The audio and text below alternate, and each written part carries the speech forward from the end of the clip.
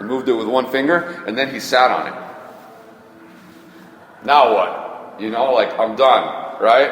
So, when we look at that, what was behind the stone?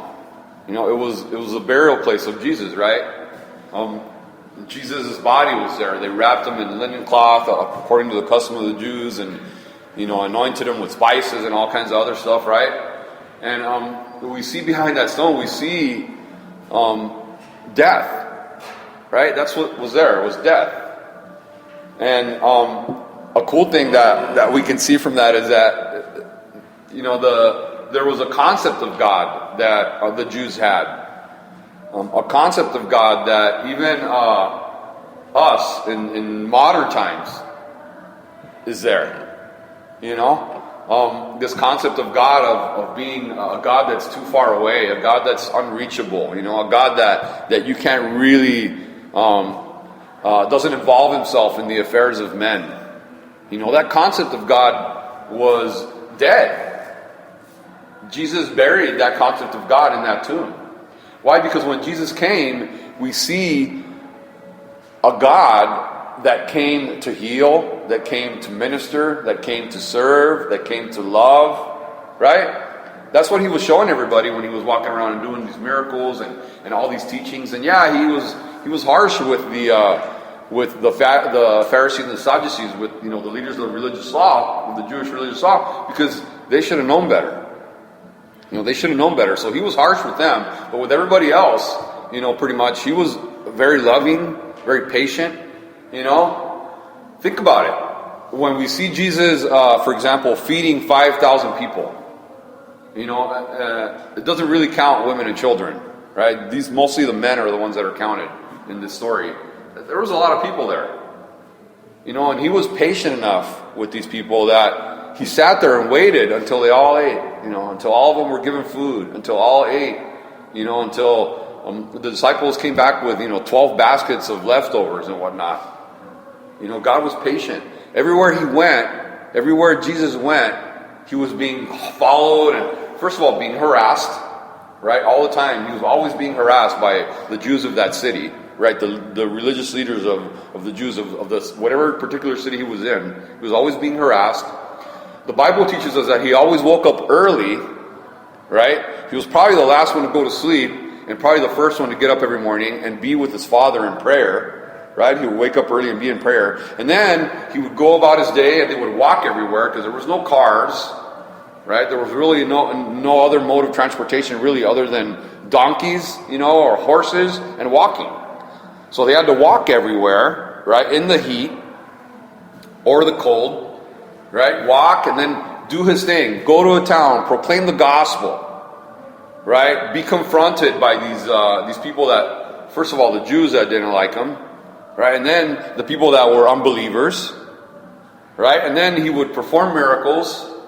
Eat along the way. And then, have to sleep and then wake up the next morning and do the same thing again. He did that for 3 years. Constantly traveling, boom, from one place to the other, proclaiming the gospel, all the while, not being really accepted. The Jews didn't want him anywhere. Everywhere he went, because remember, he was in Israel proclaiming this new religion, basically, this new gospel, this good news, and the Jews hated him for it. Why? Because the Jews were in it for the money.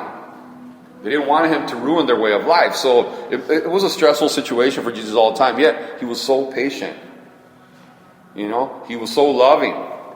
He was a different God from what this concept of God that people have. God, he's up there. People call him, and I don't like it when people say it. Like the big man in the sky, or they have no concept of who God is. Right? God is Jesus. That's why he came. He came to give us an example of who God is, right? And then he also buried that concept of religion that a lot of people have. How religion is all about rites and traditions and all these logistics, right? All these things that have to be done. Even here in our service. Unfortunately, there has to be a certain order, right? We do the worship, and then we do the tithes and the offerings, and we do the word. Right? When we do whatever it is, a prayer meeting, we do worship, we do tithes and offerings, and we do prayer meeting. There's an order. And not that that's a bad thing. I'm just saying, that's what, a lot of religions are all about, is about, first we do this, and then we do that, and then you stand, and then you kneel, and then you sit. And then, the guy comes out with this, and the other guy does this, and then the other person says this. Somebody comes up and says this. It's all these traditions, all these rites, all these things, that doesn't really make you right with God. Just like I've told you guys many times before, coming to church every Sunday doesn't make you a Christian. A Christian is somebody that follows Christ, that, attempts to follow and to be like Christ in his daily living. That's what a Christian is. So, this concept of religion is done away with. It's dead in that tomb as well. So, look at what it says. Let's go to the Gospel of Mark. Speaking of God's love and patience. Look at what it says in the Gospel of Mark. It's going to be in chapter 16.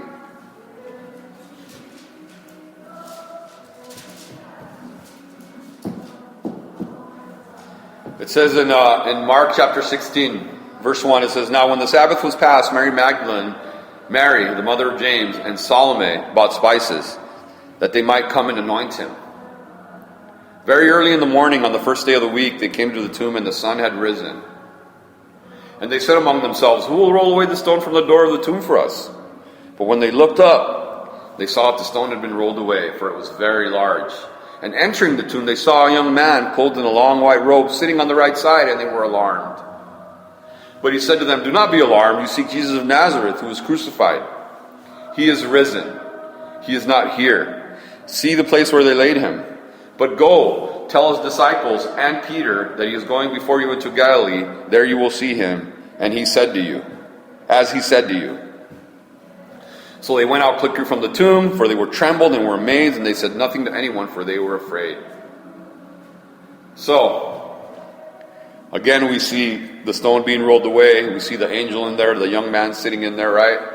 It says that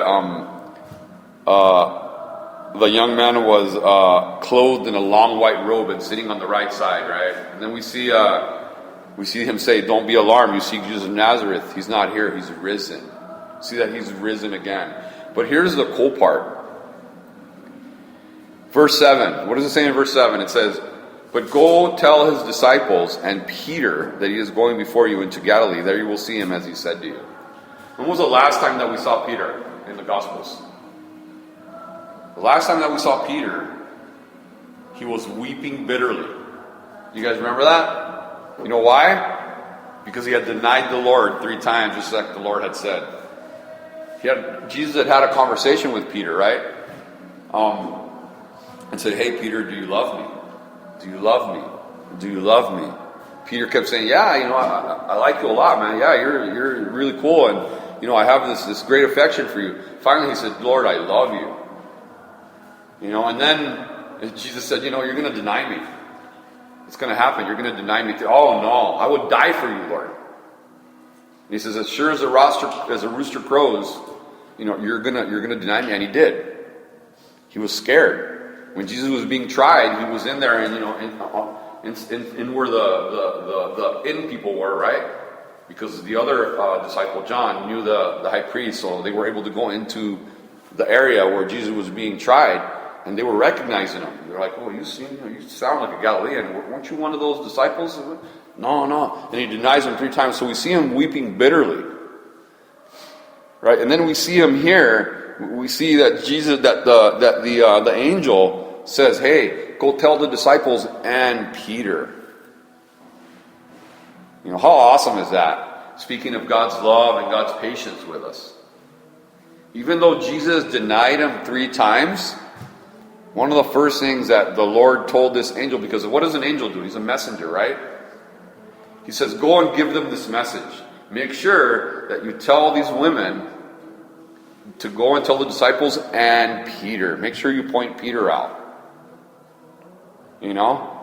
Just in case Peter's not anywhere near the other disciples, these girls are going to have to go and find Peter and tell him.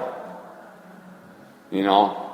A lot of times we think that we've sinned so bad, that we've done so wrong, that God is not going to forgive us, that God doesn't want to hear us, that God doesn't want to listen to us. You know, and what tends to happen is we tend to stop maybe even reading the Bible, maybe even praying because you feel so guilty, right? But look at what the angel is telling these women right here. Go and tell the disciples and go tell Peter. Go tell the guy that denied the Lord 3 times, that even cursed the last time that he denied him, so that they would not, because he was afraid, so they would not do anything to him, right? He says, I don't want to get tried. I don't want to be thrown in jail. Go tell that guy that it's okay. You know, that I'm risen, that everything's going to be good. Go tell him that, he's fine. I'm not angry with him. You know, the Lord is never really angry with us.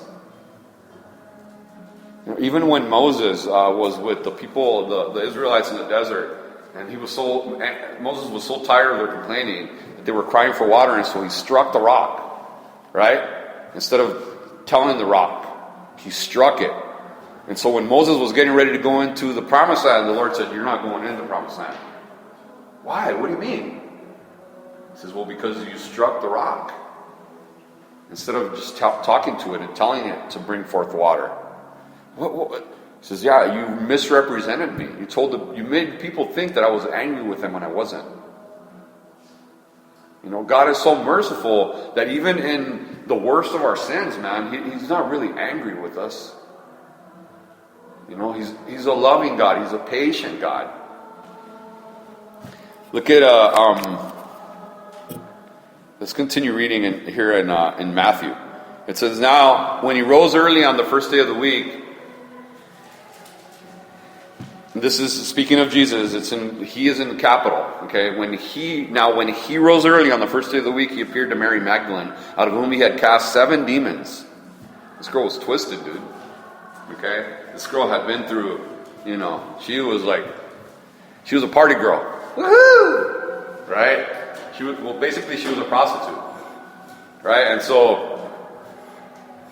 It says in verse 10, she went and told those who had been with him, and they mourned and wept. And when they heard that he was alive and had been seen by her, they did not believe. You know, it's funny that, I think we talked about that the other day, that the Lord would appear first to women. He would appear first. Before he appeared to any of the disciples, any of these people, these guys that he had chosen to go and proclaim his message, right? Because he chose them. He went out and he said, follow me, follow me, follow me, follow me, right?